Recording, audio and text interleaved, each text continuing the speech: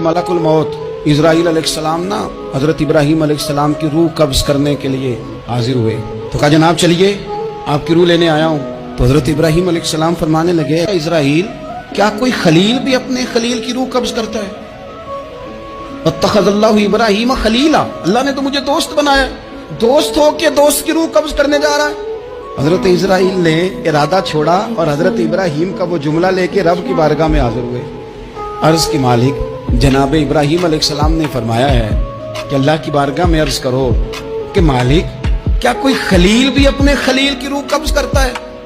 तो रब करीम ने फरमाया अब मेरा भी पैगाम जाके जनाब इब्राहीम को दे दो, उनसे जाके कहो रब फरमाता है क्या कोई खलील भी अपने खलील की मुलाकात को नापसंद करता है? आपको तो मिलने को बुला रहे हैं, मौत तो एक पुल है, यहाँ से